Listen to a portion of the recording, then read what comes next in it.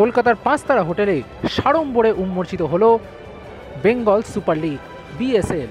Bengal super league, যা কলকাতা সহ জেলার ফুটবলারদের তুলে ধরার একটি মঞ্চ।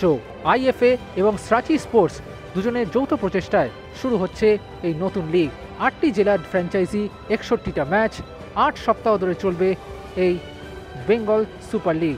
প্রতিটা দলে থাকবেন ন্যূনতম 25 জন ফুটবলার। জেলার বিভিন্ন স্টেডিয়াম, যার মধ্যে রয়েছে শিলিগুড়ি কাঞ্চনজঙ্ঘা স্টেডিয়াম, দুর্গাপুর স্টেডিয়াম সহ জেলার বেশ কিছু গুরুত্বপূর্ণ মাঠ। তারই লোগো উন্মোচন হয়ে গেল কলকাতার এক 5 তারা হোটেলে, যেখানে উপস্থিত ছিলেন ভারতবর্ষের প্রথিতযশা ফুটবলার কর্তা থেকে শুরু করে আইএফএ ও সাচি স্পোর্টসের নানান কর্তারা। আসো দেখে নিই তারই কিছু বিশেষ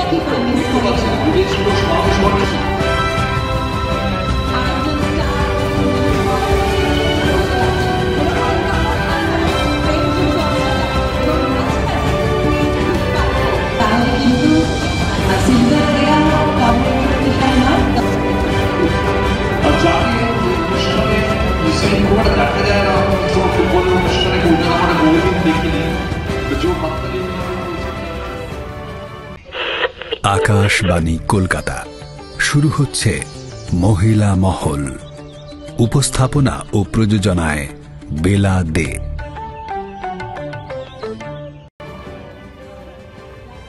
এই বেঙ্গল সুপার লিগ নিয়ে কি বলছেন সাচি স্পোর্টসের কর্ণধার রাহুল টোডি এবং আইএফএ সচিব অনির্বাণ দত্ত, আসুন জেনে নিই। আমাদের এই লিগের একটাই লক্ষ্য, আর যেটা মেজর লক্ষ্য, বেঙ্গলের সাপ্লাই লাইনকে তৈরি করা। আমরা বেঙ্গলে বর্ধমানে একটা প্রজেক্ট করেছি রেনেসা, বেঙ্গল ফুটবলে আর ইন্ডিয়ান ফুটবলে একটা রেনেসা আনার। আর যেটা আমি বললাম, স্পটিং বা গলিগঞ্জে, মফস্বলে, ডিস্ট্রিক্টে যে ট্যালেন্ট আছে তাদেরকে একটা প্ল্যাটফর্ম দেওয়া, সো দ্যাট আমাদের বেঙ্গল কেন, ইন্ডিয়ান ফুটবল ক্যান গ্রো। এখানে ফোকাস থাকবে ডিস্ট্রিক্ট প্লেয়ারের মধ্যে। আমরা অলরেডি ট্যালেন্ট স্কাউটিং এর টিম আপনাদের কাছে তুলে ধরেছি। এরা নেক্সট 1-1.5 মাসে ডিস্ট্রিক্ট আর শহর মিলিয়ে, আমাদের ডিস্ট্রিক্টের ট্রায়াল এর মধ্যে চালুও হয়েছে। আমরা একটা অসাধারণ প্লেয়ার পুল দেব। সিএফএল এ অনেক ছেলেরা খেলছেন, আপনারা এসিসি এর মাধ্যমে ওদের দেখতে পারেন। এর ছাড়া আমরা রেখেছি বিদেশি প্লেয়ারও। এইসব প্লেয়ার পুল নেক্সট 1 মাসে আমরা তৈরি করব।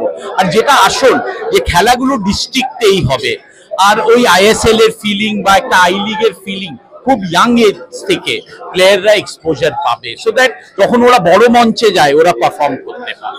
দেখো, আমি ভীষণ আশাবাদী। আমি বাই নেচারই আশাবাদী মানুষ। আমার মনে হয় চেষ্টা ছাড়া কোনো কিছু হতে পারে না, আর ভালো কিছু করার চেষ্টা আমরা চালিয়ে যাচ্ছি।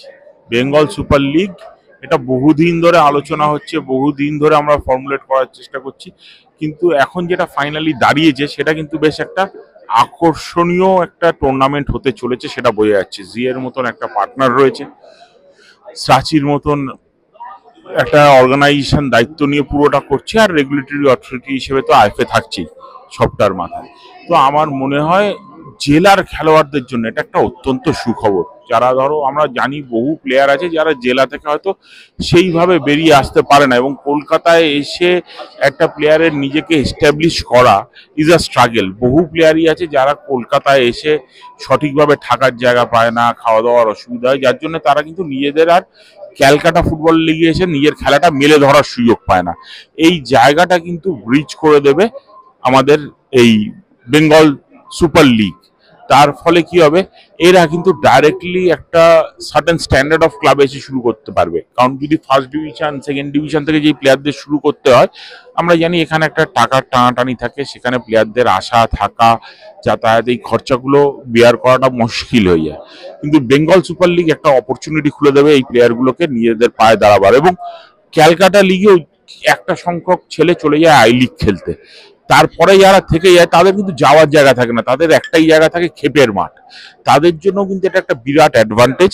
তারা আবার ফুটবল, মেইন স্ট্রিম ফুটবলের মধ্যে থাকতে পারবে, ক্ষেপের মাঠে না গিয়ে বিএসএল খেলতে পারবে এবং নিজেদেরকে এস্টাবলিশ করতে পারবে। আর ভালো খেলতে পারলে সুযোগ তো থাকছেই। আজকে সারা ভারতবর্ষ টিভি স্ক্রিনে তাকিয়ে এই টুর্নামেন্টগুলো ফলো করবে।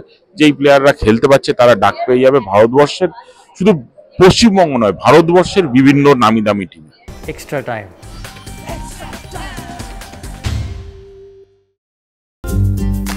লেটেস্ট নিউজ আর এক্সক্লুসিভ ভিডিওর সঙ্গে আপডেট থাকতে এখনই সাবস্ক্রাইব করুন আমাদের ইউটিউব চ্যানেল। বেল আইকনে ক্লিক করতে ভুলবেন না যেন।